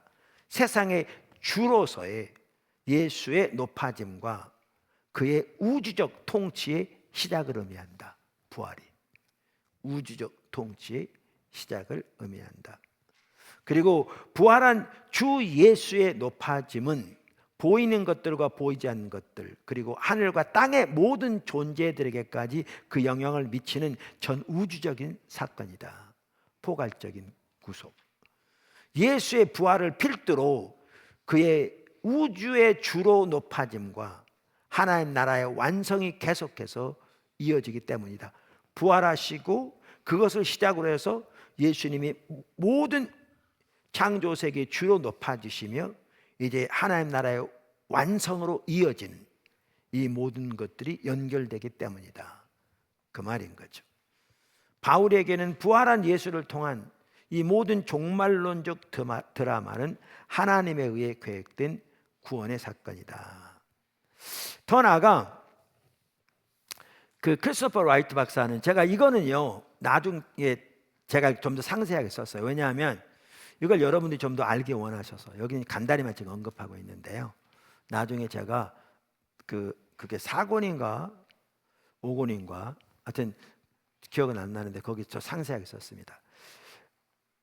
제 말이 무슨 말이냐면, 크리스토퍼 라이트 박사는 구약에서 오직 야훼 하나님에게만 적용되는 속성을 초대교회는 예수님에게 모두 적용하기 시작했다고 말해요. 이 말이 무슨 말이냐면, 구약 성경에는요 이 네 가지 속성은 오직 야훼 하나님에게만 적용돼요. 다른 누구에게도 적용되지 않아요. 그게 뭐냐면 창조자, 모든 것을 통치자, 이 말은 모든 것의 주권자, 주관자라 그 말입니다. 인류 역사의 주관자, 주권자 다 포함하는 거죠. 통치자, 심판자, 모든 일을 심판할, 그 다음에 구원자. 이 네 가지 속성은 어느 누구에게도 속하지 않습니다. 오직 야훼 하나님에게 속합니다. 구약에. 그런데 신약 성경에 보면 이 오직 야훼 하나님에게만 속한 이 네 가지 속성 모두를 신약 성경에는 예수님에게 적용합니다. 그래서 예수님이 창조자고 예수님이 모든 만물을 붙들고 계신 분이고, 성경에 보면 그러니까 통치자고 주권자고, 예수님이 심판자시며 예수님이 구원자신 거죠. 이거 어마어마한 내용입니다. 이런 내용들은. 그러니까 예수님이 주님이시다라는 말씀 속에 다 포함된 내용들인 거죠. 그러면서 이렇게 얘기합니다. 크리스토퍼 라이트는 이따금씩 사람들은 신약에는 예수님은 하나님이시다 라는 말이 별로 나오지 않는다고 말한다. 그러나 우리는 이에 대해 감사해야 할 것이다. 영어의 신 혹은 God 이라는 말은 헬라어의 theos라는 말과 마찬가지로 사실상 너무 막연하고도 모호해서 그런 문장에 명확하거나 구체적인 의미를 부여하기 어렵다. 그러니까 모두가 다 신이 될 수 있는 거예요. 모두가 다 가시 될 수 있다고요. 영어로 말하면. 많은 고대 헬라인들이나 로마인들은 많은 현대 힌두인들과 마찬가지로 그런 말을 들어도 별 거부 반응이 없었을 것이다. 그러니까 주만 하더라도 예수님이 호퀴리오스다 그럴 때, 예를 들면 인도에 가서 예수님이 호퀴리오스다 그러면 그 사람들은 전혀 문제 삼지 않는다고요. 왜냐하면 그들에게는 주가 무려 3천만이나 있거든요. 모든 게 다 주니까, 신이니까요. 그러니까 예수가 주님이다 그러면 아멘 한다니까요. 문제는 3천만 주 중에 하나인 거죠. 근데 성경에 말하는 호퀴리오스는 전혀 다른 차원인 거죠.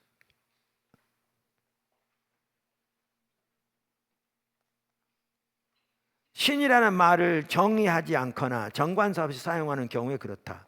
하지만 신약에서 발견되는 대단히 놀라운 사실이 있다. 그것은 이스라엘의 거룩하신 분인 야훼가 그 하나님이며 정관사, 성경에 나온 그분의 정체성, 성품, 행동의 모든 풍성한 차원에서 초월적으로 유일한 분이라고 믿는 사람들이 이 야훼를 주의 깊게 영속적으로 모든 세세한 항목까지 나사렛 예수와 동일화 시켰다는 사실이다.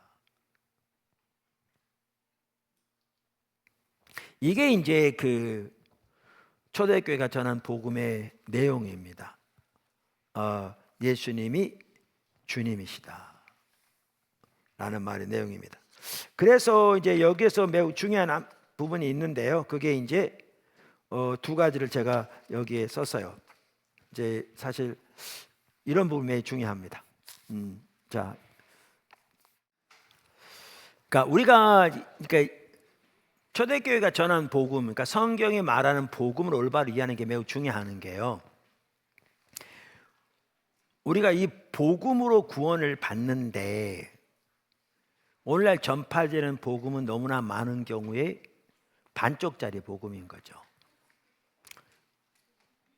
그러면 그런 복음을 소위 믿어서 예수님을 그저 영접했다고 말한다고 해서 구원받는가? 그건 하나님께 맡기고요.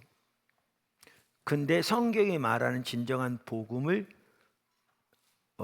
전한 게 아닌 건 분명한 거죠.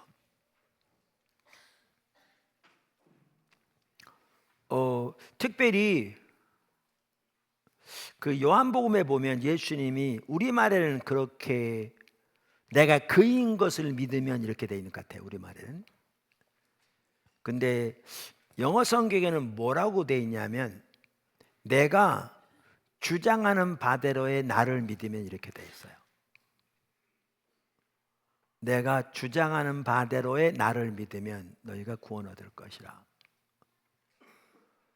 그러니까 우리가 초대교회가 즉 성경이 말하는 복음을 올바로 이해하고 우리가 예수님을 믿는다는 것은 이 예수님을 믿는 것이잖아요. 그래서 사도 바울도 그렇게 예수님을 처음부터 전했고, 그리고 이 예수님을 믿는 것이 의미하는 삶을 살기로 선택하는 것이거든요.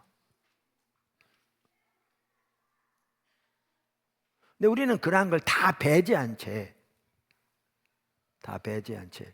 그저 예수면 구원받아요. 이렇게 가니까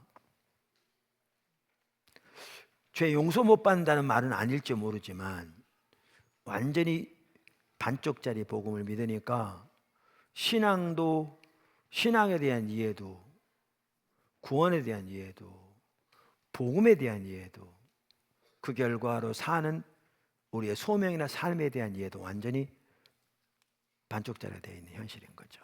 매우 심각하게.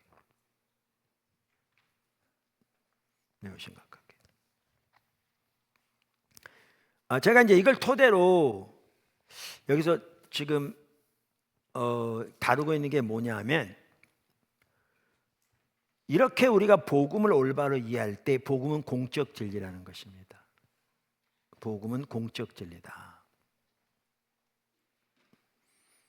이렇게 초대교회가 전한 복음을 올바로 이해할 때 우리는 복음이 공적 진리라는 사실을 분명하게 볼 수 있습니다. 사실 이 사실은 매우 중요하기 때문에 앞으로도 더 살펴볼 텐데요. 복음이 공적 진리라는 말은 성경적 진리가 각자의 선호하는 바에 따라 사적인 가치의 영역에서 일부 사람들이 믿는 소위 종교적 진리가 아니라는 말입니다. 성경은 모든 창조 세계와 보편 역사에 관한 참된 진리로서 정치, 경제, 사회, 교육, 예술, 법, 여가, 스포츠, 가정 등 모든 공적 영역에 대한 진리라는 말입니다. 그래서 그 모든 공적 영역은 성경적 진리 위에 세워져야 합니다. 그것이 하나님께서 천지를 창조하셨을 때 의도하신 것이고 인류의 타락 후에도 하나님은 구속을 통해 그 모든 영역을 회복하는 일을 하고 계십니다. 그 모든 영역이 하나님의 진리 위에 세워질 때 그곳에 하나님의 성품, 하나님의 샬롬, 즉 복과 생명이 넘치게 될 것입니다. 그러므로 하나님의 백성들은 복음이 공적 진리라는 사실을 분명하게 인식해야 합니다. 그리고 우리의 신앙을 사적인 영역으로 몰아넣으려는 세상의 시도를 단호하게 거부해야 합니다. 이게 매우 중요합니다. 제가 어제 선교적 교회가 태동하게 된 과정을 여러분 11쪽 책 가져가시면 보시면요, 레슬린 듀비긴이 영국으로 돌아온 이후에 기독교가 완전히 사적 영역에 몰려있는, 그리고 공적 영역에서 완전히 퇴출되어 있는, 그걸 보고 충격을 받아서 그가 집필하기 시작했고, 그래서 영국에서부터 시작된 게 복음과 우리 문화 운동이라고 그랬잖아요. 그러면서 거기 10쪽 제일 아래 보시면 그 운동은 당시의 사회, 정치, 경제, 문화와 관련된 많은 쟁점들을 다루기 위한 회의로 이렇게 준비되었는데, 근데 뉴비기는 그런 부분을 다룰 뿐만 아니라 그보다 더 근본적인 뿌리에 놓여 있는 쟁점들을 다뤄야 한다고 보았다고 그랬잖아요. 그게 뭐였느냐? 그게 11쪽 네 번째 줄부터 있는 얘기예요. 그것은 복음의 포괄적 공적 진리. 그러니까 복음이 포괄적일 뿐만 아니라 공적 진리라는 사실을 분명하게 인식하고 그 실현을 위해 살아야 한다, 그 말이죠. 그러니까 단순한 몇 가지 윤리적인 쟁점들의 답을 제공해야 되지만 그 이상, 이게 핵심이다. 또 하나가 뭐예요?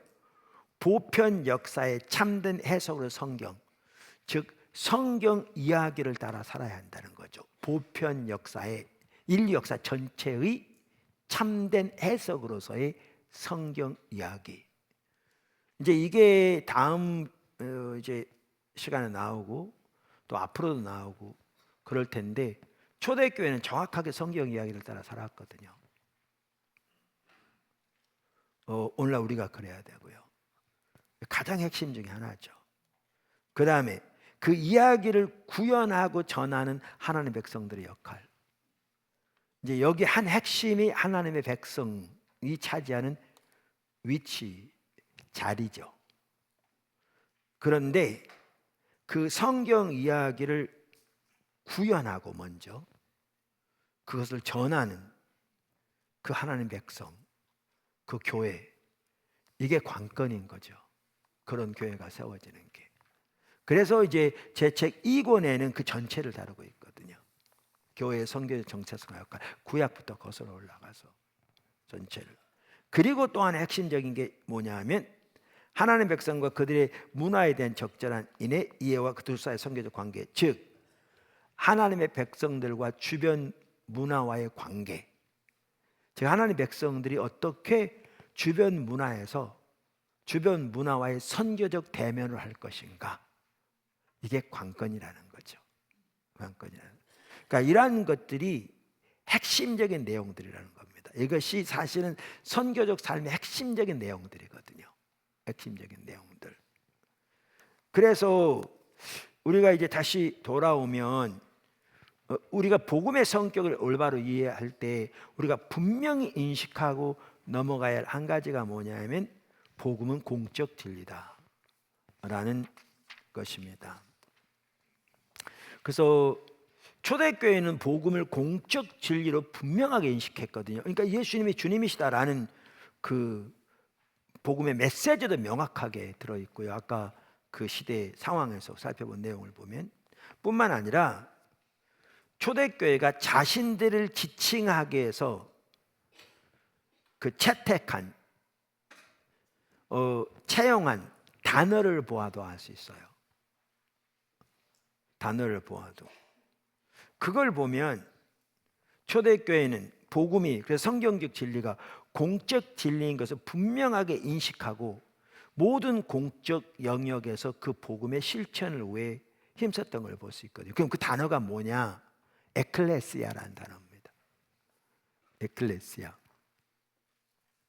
그러니까 자 보세요. 에클레시아는 단어는 이제 헬라어인데요. 에클레시아라는 단어는 우리말로 번역하면 교회라는 말입니다. 그러니까 쉽게 말하면 초대교회는 자기들을 부를 때 뭐라고 부르냐? 교회라고 불렀다고요. 자기들을 교회라고 불렀다고. 그러니까 이게 이제 내려와서 오늘날 우리를 교회라고 그러는 거잖아요. 교회, 에클레시아. 이렇게.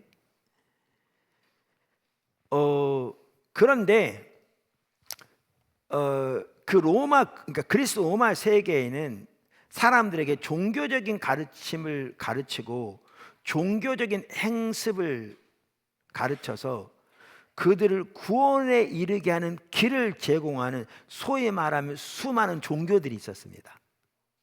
우리가 흔히 말하는 종교들인 거죠. 그리고 그 종교들을 부르는 용어들이 따로 있었어요. 여기에 디아소스, 헤라노스 같은 단어들이 그러한 단어들입니다. 그러한 공동체들은 구성원들에게 미래적, 내세적 구원을 제공하는 사적인 종교 모임인 거죠.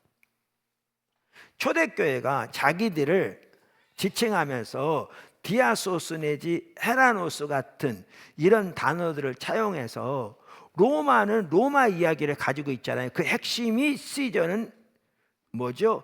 온 로마 제국의 평화를 가져오는 예수상의 적법한 통치자라 그 말인 겁니다.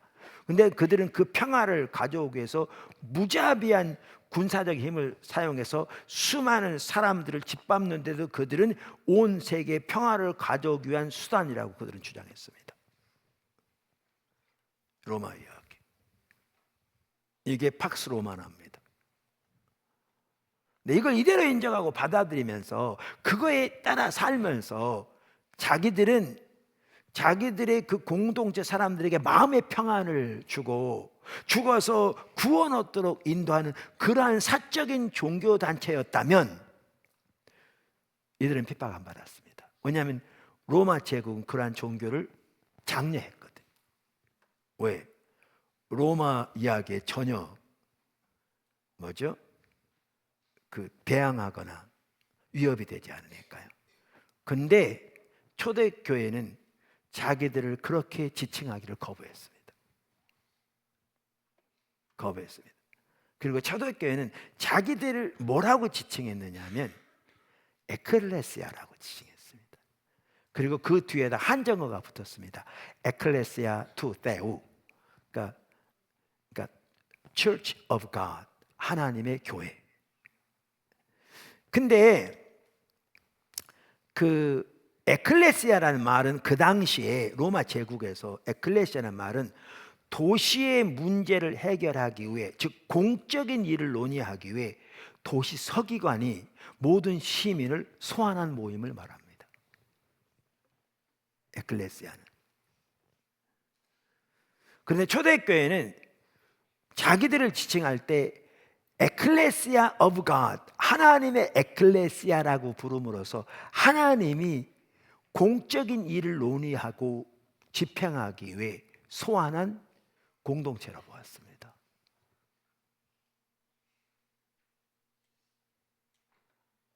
그러면서 그들은 아까도 말한 대로 예수님이 호키리오스다라고 외친 겁니다. 그래서 그들의 메시지는 체제 전복적이었습니다. 그러니까 로마가 그들을 핍박했습니다.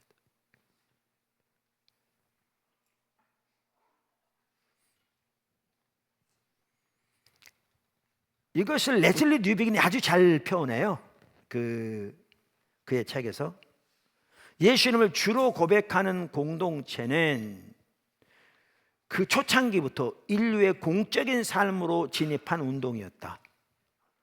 교회는 개인적으로 교회의 가르침과 행습을 따르겠다는 사람들에게 개인 구원을 제공하는 공동체가 아니었고, 또한 그런 공동체가 될 수도 없었다. 교회는 처음부터 민족의 충성을 요구하는 운동으로 시작되었고, 거의 일관되게 스스로를 에클레시아라는 이름으로 불렀다. 이는 도시의 공적 사안을 다루도록 부름받은 모든 시민들의 회합이라는 뜻이다. 만일 교회가 개인적인 종교, 쿨투스 프리바투스의 하나로 취급받는 데 만족했더라면 로마 제국의 핍박을 피할 수 있었을 것이다. 그러나 그러지 않았다. 예수가 주님이다라는 선언은 결국 제국의 공적인 종교, 쿨투스 푸블리쿠스와 충돌할 수밖에 없는 공적이고 보편적인 주장을 함축하고 있었다. 예수가 주님이다라는 고백은 온 세상 삶 전체, 이는 사람들의 개인적인 삶은 물론이고 세상의 철학, 문학, 정치 등을 모두 포함한다. 삶 전체와 관련하여 그 고백대로 살겠다고 헌신하는 것을 의미한다. 이게 초대교회가 살았던 삶입니다. 그래서 마이클 고인 박사도 이렇게 얘기합니다. 그것을 초대교회의 증거들은 공개적으로 체제 전복적이었다. 초대교회는 로마 사회에서 눈에 띄지 않은 구석자리의 사적인 영역으로 밀려나는 것을 허락하지 않았다. 로마 제국의 공적인 정책들에 순응하기를 거절하고 대신 성경 이야기를 따라 살아갔다. 초대교회는 로마 제국을 하나로 묶어준 황제는 주라는 고백에 대해 분명한 반대 입장에 서서 예수는 주라고 고백했다. 교회는 자신을 에클레시아, 그 새로운 인류의 선구자로서 하나님의 부름을 받은 사람들의 공적인 모임으로 불렀고, 오직 미래적이고 내세적인 구원에만 관심을 갖는 사적인 종교 공동체라는 개념을 명백하게 거절했다. 근데 여기 아주 중요한 게 있어요. 우리가 이 삶을 살 때 데모나 내전이나 무력을 통해서 사는 게 아닙니다. 그래서 오늘날 하고 있는 많은 행태들이 절대 옳지 않은 겁니다. 우리는 정치적 우리의 의견은 분명하게 합법적으로 표시하면 댓글 반대는 전혀 아닙니다. 초대교회는 그 삶을 십자가 방식으로 살았습니다. 성령의 능력을 살았고 사랑의 섬김을 통해 살았습니다. 그래서 아까 오이코스 말씀드렸잖아요. 예를 들면 가장 같은 경우에는 그 가문 전체 주였어요. 그러니까 사법권까지 가지고 있는. 그러니까 많은 때로는 거기에 차별도 있었고 학대도 있었고. 그런데 우리가 그러면 사도 바울은 또 초대교회는 이걸 뒤집어 푼 게 아니고요. 봉기를 통해서 사랑의 섬김을 통해서 이 체계는 그대로 물려받았을지 모르지만 복음으로 완전히 성격을 바꿨습니다. 우리가 성경에서 보듯이 부부 사이에, 부모와 자녀 사이에, 심지어 주종관의 관계에서도 완전히 바꿨습니다. 이것이 그 문화를 바꿨습니다. 이게 이제 6권에서 나온 얘기인데 이제 미리 말씀드리는 겁니다. 이걸 잘못 오해할 수 있어서. 그리고 그게 예수님의 방법입니다. 그게 하나님의 선교를 예수님을 통해서 이루셨는데 그게 하나님의 방법이죠.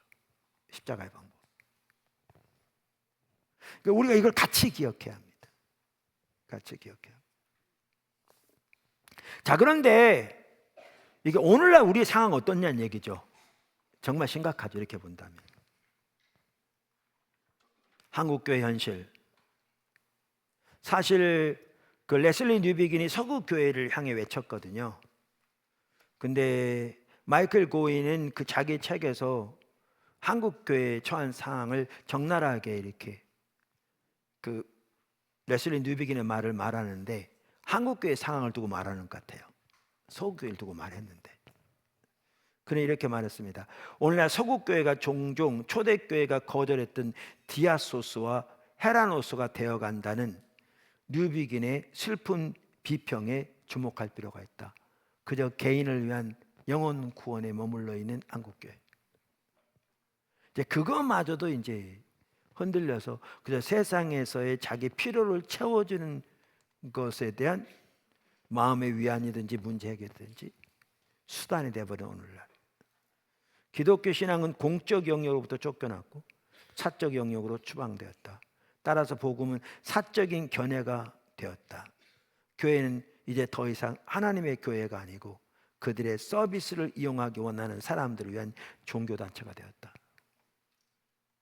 그 강영한 박사, 그분 귀한 철학자였더라고요. 저는 몰랐는데 여러 책들을 보다 보니까 그분이 추천하고 그랬는데 그분의 배경을 보니까 뛰어난 철학자들이었더라고요. 귀한 사람이고. 근데 강영한의 철학 이야기라고 하는 책을 보면 매우 쉬워요. 근데 거기에 보면 아마 거기 있을 거예요. 한국에 복음이 들어온 것은 맨 처음 들어올 때부터 이러한 상태로 들어왔다고 말합니다. 이러한 이해를 가지고 한국에 복음이 들어왔다. 그때 이미 계몽주의 사상이 서구를 지배하고 있을 때니까.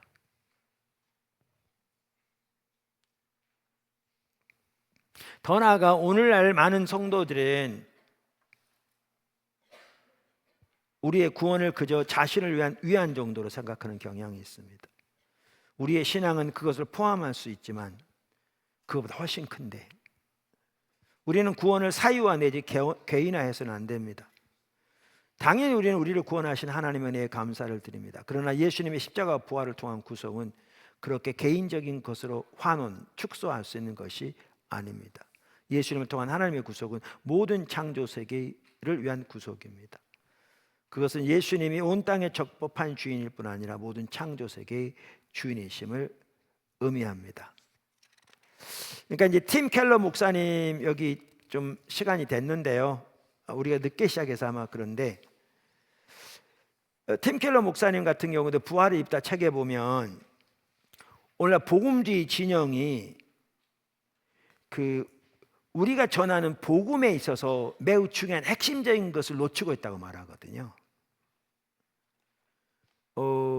그래서 그분의 책 부활의 입다에 보면 케임브리지 학자 사이먼 게더콜 박사를 참조해서 이렇게 설명해요. 그러면서 전통적으로 많은 사람이 복음을 오로지 십자가로만 보고 예수님이 우리 죄를 위해 죽으셨다라고만 제시한다는 거죠. 그런 복음 제시에는 예수님의 부활은 곁다리로 이게 덧붙여지는 기적일 뿐이라는 거죠. 근데 성경에서 말하는 복음은 간단히 표현하면 예수님이 주님이시다는 겁니다. 모든 창조 세계의 주인이요, 그러니까 십자가를 통해 구속을 성취하실 뿐만 아니라 부활을 통해 그 새 창조 역사를 시작하셨다는 겁니다. 그러니까 기존의 복음주의 지형의 복음에 대한 이해와 선포가 반쪽짜리인 거죠. 십자가에만 머물러 있는. 사실 이거는 그 책에 보면 다른 뛰어난 장로교 신학자도 그분을 지적하고 있거든요. 나중에 나오겠지만. 그러면서 이렇게 얘기합니다. 게더콜은 바울이 복음을 제시한 많은 경우를 살펴본 끝에 반복해서 등장하는 세 가지 개념을 찾아냈다. 그러니까 바울 서신서를 보니까 복음에 대해 세 가지 개념이 나오더라는 거죠. 게더콜 박사에 의하면. 첫째로 예수님이 누구인가에 대한 기쁜 소식이다. 예수님은 하나님의 영원한 아들이신데 자신을 낮춰 인간 메시아가 되셨다. 둘째로 예수님이 무엇을 하셨는가에 대한 기쁜 소식이다. 그분은 십자가에서 죽으시고 다시 살아나셨다. 끝으로 그분이 무엇을 가져오셨는가에 대한 기쁜 소식이다. 죽은 자 가운데서 부활하신 그분은 새로운 창조 세계와 성령의 권능을 가져오셨다.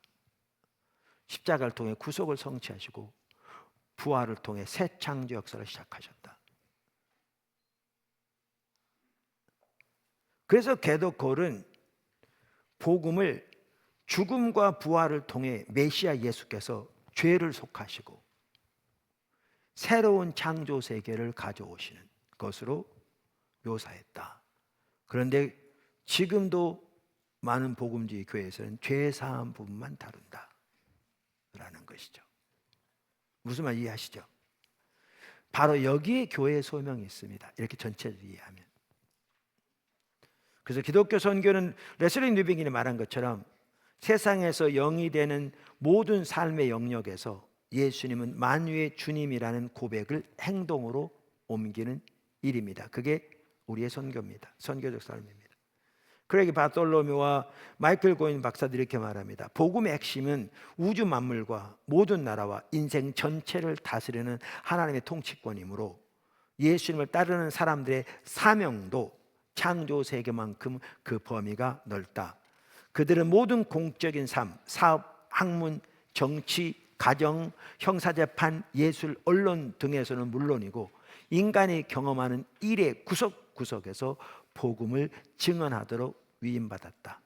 그래서 제가 과거에 말씀드린 하나의 그 패러다임, 부활, 주대심, 교회, 그 다음에 선교, 지금 제가 말씀드린 이러한 복음의 핵심, 또 하나님께서 구속을 이루신 것을 이해하고 이 패러다임을 보면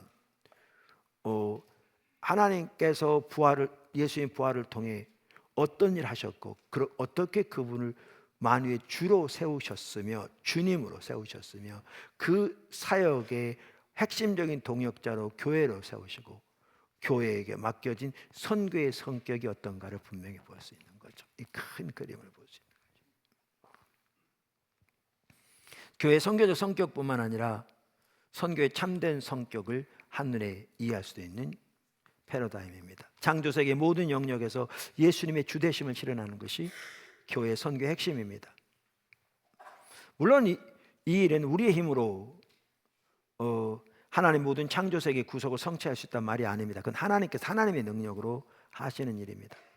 그러나 우리는 그 일을 행하고 계신 하나님의 일에 적극적으로 동참해야 합니다. 거기에 우리의 소명이 있습니다. 그리고 하나님께서 하나님의 능력을 통해 행하시도록 우리가 주님 의지하며 따라가야 합니다. 그래서 여기 핵심인 그거예요. 이제 이게 6권에서 나오는데 요한복음에 보면 20장 21절에 아버지께서 나를 보내신 같이 나도 너를 보낸다. 이게 여기 많은 게 들어있잖아요. 근데 그 방법에 있어서도 예수님은 요한복음에 보면 포도나무의 삶을 통해 일하셨거든요. 그러면서 우리에게 똑같이 하라고 말씀하시잖아요. 그러면서 21장에서도 그와 똑같이 나도 너희를 보낸다. 그래서 이 삶을 우리는 포도나무의 삶을 통해서 감당할 수 있습니다. 우리의 노력을 하는 게 아니고요. 정확하게. 그게 이제 6권에 나옵니다.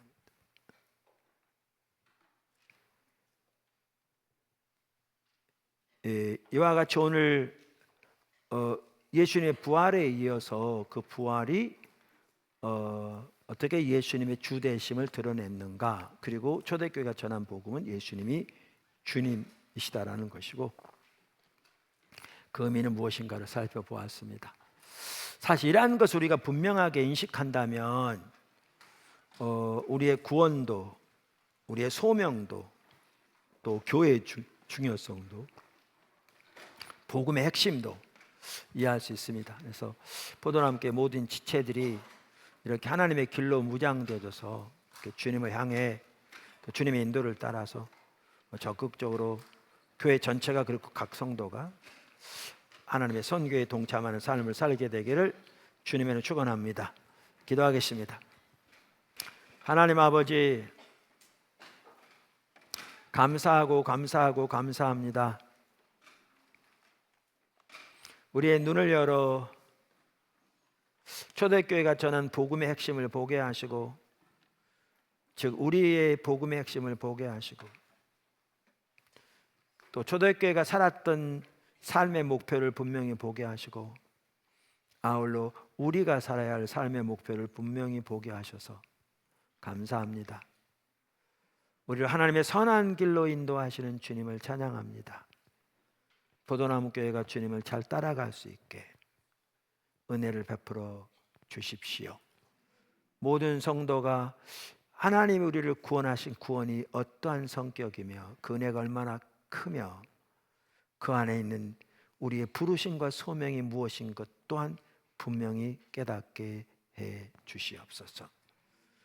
주님, 돌아가는 발걸음도 함께 해 주세요. 또한 이어지는 시간들 가운데서도 계속해서 역사해 주시옵소서. 오늘 밤도 평안한 한밤을 주시옵소서. 예수님의 이름으로 감사하며 축복하며 기도드렸습니다. 아멘. 네, 시간이 되어서요 마치겠습니다.